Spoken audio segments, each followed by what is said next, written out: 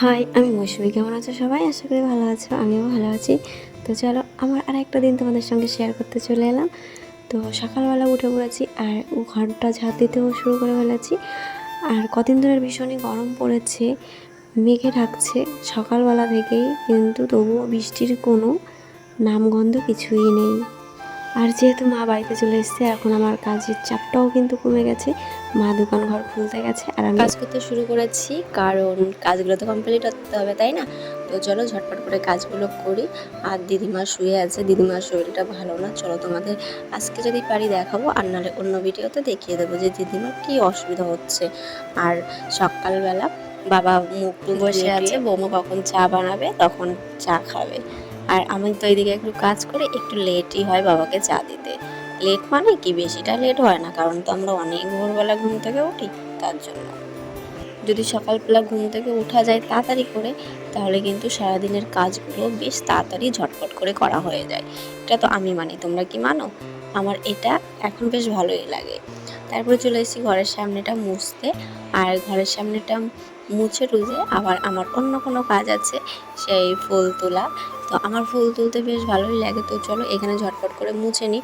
আসলে কি বলো তো, একটা কথা বলি, বাড়িতে যদি একটা রোগী থাকে তাহলে বোঝা যায় যে কতটা কষ্ট। ঠাকুরের কাছে একটাই কামনা করব, বাড়িতে যেন কোনো এইরকম অসুস্থ রোগী পড়ে না থাকে। ঈশ্বরের কাছে একটাই প্রার্থনা, সব মানুষকে যেন ভালোভাবেই নেয়, মানে বয়স্ক মানুষদের যেন ভালোভাবেই নেয়, কষ্ট যাতে তাদের না পেতে হয়। এই জিনিসটা ভীষণই খারাপ লাগে, যে বিছনায় পড়ে থাকে সেও কষ্ট পায়, আর যারা টানে তারাও ভীষণ কষ্ট পায়। তার থেকে ঈশ্বর যাতে ওদেরকে ভালোভাবে নিয়ে যায়, এটাই কাম্য, আর কিছু বলার নেই। আর এইদিকে আমি ফুল তুলতে চলে এসেছি। এই যে সাদা ফুলগুলো আছে, এই ফুলগুলো কিন্তু দেখো এখন কড়ি হয়ে আছে, আর কিছুক্ষণ বাদে তারপরে এই ফুলগুলো ফুটবে, মানে যত বেলা উঠবে তত এই ফুলগুলো ফুটে উঠবে। আর এখন এইগুলো পুরোটাই কড়ি কড়ি থাকলে মানে কি বলতো, তুলতেও কেমন যেন একটা লাগে, কিন্তু যখন ফোটে না তখন বেশ ভালো লাগে। তারপরে আমি এখন যাব হচ্ছে অন্যদিকে। এই দেখো, এই ফুলগুলো কিন্তু ফুটে যায়, মানে একটু করেই থাকে কিন্তু ফুটে যায়। ওই সাদা ফুলটার মতন কিন্তু না, সাদা ফুলটা পুরোই বুজে থাকে। আর এই ফুলগুলোও বেশ ভালো লাগে। এটা কি হচ্ছে, ঘিয়ে কালার। আর এই ঘিয়ে কালারের সঙ্গে লাল ফুলটাও ফোটে, মানে লাল জবা, ঘিয়ে জবা আর লাল জবা একসঙ্গেই হয়। আর তারপরে চলে এসেছি, এই যে আমার ছেলে সাইকেলটা বার করে দিতে। ওকে বললাম যে বাবা তুমি সাইকেলটা বার করো, কিন্তু না, ও পারছে না। আমি আজকে জোর করে বলেছি তুমি আজকে সাইকেলটা বার করবে, আমি বার করতে পারবো না।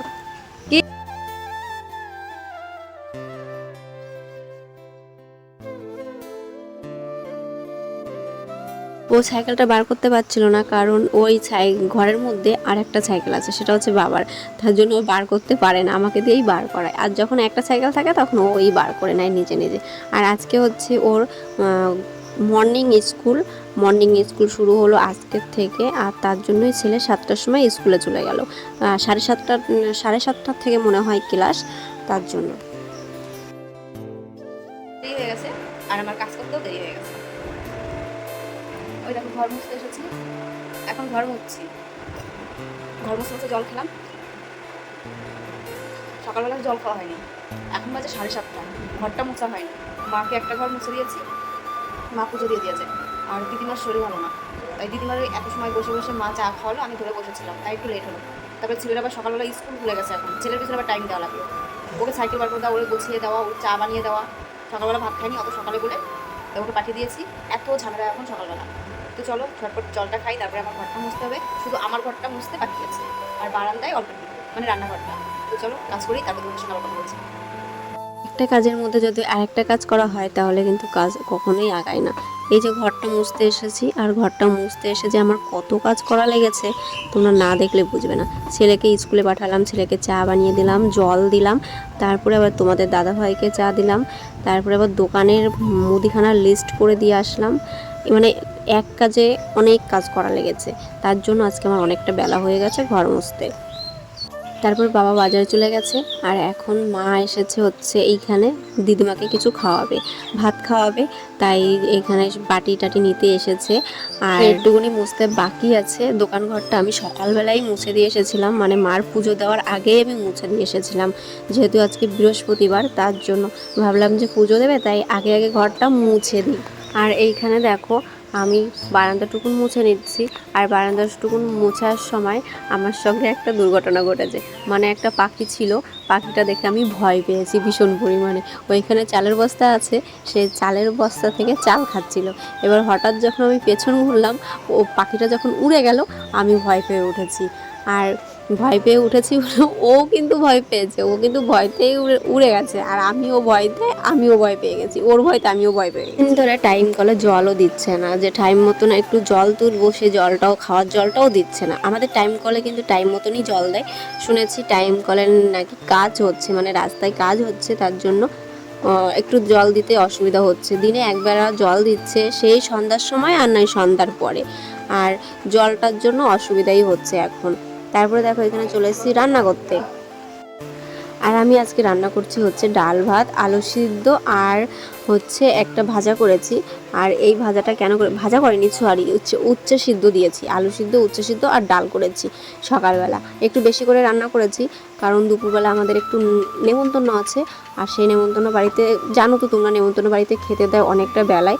তাই ভেবেছি যে অল্প কটা ভাত বেশি রান্না করে যদি খিদে পেয়ে যায় তখন অল্প করে ছেলেকে খাইয়ে দেবো, যদি ওর টাইম মতন চলে আসে বাড়িতে। ওর তো স্কুল ছুটি হবে 12টা, 12:30টার দিকে। আর নিমন্ত্রণ বাড়িতে খেতে দেবে কোন বেলায় তা জানি না। ছেলের জন্য কটা ভাত বেশিই করেছি, কারণ ও সকালবেলা খেয়ে যায়নি, তার জন্য। আর এখানে আমি ডালের জন্য এখন তেল দেবো ডালে, তাই এইখানে নিয়ে আসলাম। তারপরে হচ্ছে জামা কাপড় ধুতে এসেছি বাথরুমে। জামা কাপড়গুলো তো ধুয়ে দিচ্ছি, আর ছেলে বলেছে যে মা আমার জামা কাপড়গুলো ধুয়ে দেবে, মানে ওর অনেকগুলো জামা ছিল, সেই জামাগুলো নাকি ওর আগের দিন দুধ পড়েছিল, ওর পিসি বাড়িতে গেছিলো, দুধ পড়েছিল, তাই জন্য বললো মা আমার জামা কাপড়গুলো একটু ধুয়ে দিও। তাই বললাম ঠিক আছে, এমনি তো জামা কাপড়গুলো ধোয়া লাগবে, তাহলে জামা কাপড়গুলো ধুয়েই দেবো। তাই তার সঙ্গে ওর বাপির কটাও নিয়ে এসেছি, ওর বাপির কটাও ধুয়ে দেবো। রৌদ্র যা উঠেছে, সকালবেলা মেঘে রেখেছে, কিন্তু এখন যা রৌদ্র, জামা কাপড় মনে হচ্ছে 1 ঘন্টার মধ্যে শুকিয়েই যাবে, প্রচণ্ড পরিমাণে রৌদ্র উঠেছে। আর এরই মধ্যে আমার ছেলে স্কুল থেকে বাড়িতেও চলে এসছে, আর এসেও একটু ঘরে রয়েছে, বিশ্রাম নিচ্ছে। আর আমি এখানে জামা কাপড়গুলো ধুয়ে মেলে দিচ্ছি। আমার মুখের অবস্থাটা দেখেই বুঝতে পারছো যে প্রচণ্ড পরিমাণে বাইরে রৌদ্র উঠেছে, আর আমার কষ্টও হচ্ছে ভীষণ। তো চলো আমার ছেলেকে তোমাদের দেখাচ্ছি। আমার ছেলে ঘেমে টেমে একাকার হয়ে গেছে, আর বাড়িতেও এসছে। সে বলেছে আম দিয়েছি খেতে, এই দেখো আমটা খেয়েছে, দেখো। হ্যাঁ, ওটা আমি জানি, তুমি খাইছো। এই হচ্ছে আমার ছেলে, প্রত্যেকটা আমের আগে ওরকম করে খাও। আমার ছেলে আম খেয়েছে, এই যে পুরো সাদা হয়ে গেছে, পুরো হ্যাঁ, সাদা। আমার ছেলে মানে ওই যে দেখো, ওই দেখো দেখো এই দুটো আমি খাইছি। আম খেয়েছে। এই যে আমি বললাম কি তুমি এইভাবে আম খাও। তুমি আমার মেয়ে সাদা তুমি দরকার তাই। ছি। আমার গ্লাসে জল খালি আমার সাদা দাও। আমি রেডি হয়ে গেছি, রেডি হয়ে বসে আছি। কোথায় যাবো? একটা ছেলেদের বাড়িতে যাবো, বাড়ির পাশেই। ছেলে চলে গেছে, বড় চলে গেছে, বাবাও চলে গেছে, ওরা 3 জন একসঙ্গে গেছে। আর আমি আর আমার শাশুড়ি মা যাবো একসঙ্গে। তো চলো যাওয়া যায়। আর কেমন লাগছে একটু কমেন্টে জানাবে তোমরা। আচ্ছা, আমাকে এই ড্রেসটা পরে কেমন লাগছে তোমরা কমেন্টে জানাবে। এই ড্রেসটা কিন্তু আমি অনলাইন থেকে কিনেছিলাম, মানে মিশো থেকে। আমার তো বেশ ভালো লেগেছে, তোমাদেরকে কেমন লেগেছে তোমরা জানিও কিন্তু। তারপরে বিকেলবেলা ওই বাড়ি থেকে খাওয়া দাওয়ার পরে এসে একটু লেবু জল খাচ্ছি। তোমাদের দাদাভাই আমাকে আগে একবার বানিয়ে খাইয়েছে, এবার বলেছে যে তুমি আমাকে এক গ্লাস লেবু জল বানিয়ে খাও। তার জন্য আমি এখন লেবু জল বানাচ্ছি। আমি বানিয়েছি সবার জন্য, তোমাদের দাদাভাইও সবাইকে দিয়েছিল বানিয়ে, এখনও বানাচ্ছি, আর বানিয়ে সবাইকে দেবো। তো এই যে আমি দেখো লেবু জল খেয়ে বাইরে চলে এসেছি, আর বাইরে এসে একটু ভিডিও করছি। মানে মুখটার দিকে একটু দেখো, প্রচণ্ড পরিমাণে ঘেমে গেছি, এতটা গরম পড়েছে। আর ওদের বাড়িতে খেতে গিয়ে মনে হচ্ছে আমি অসুস্থ আরও বেশি হয়ে পড়েছি। তারপরে বাইরে এসে তোমাদের দাদাভাইকে বলছি দেখো আমার মুখের অবস্থা, বিচ্ছিরি অবস্থা হয়ে গেছে। আর এখন আমি কটা লেবু পারবো আমার ননদের জন্য, ননদকে দিতে হবে। মানে আমাদের বাড়িতে অনেক লেবু, তো ওরা হচ্ছে কিনে খায়, তাই বলেছি যে আমাদের কাছে লেবু থাকতে কেন কিনে খাবে, তার জন্য এখন লেবু। আর সঙ্গে কটা আমও দিয়ে দেবো।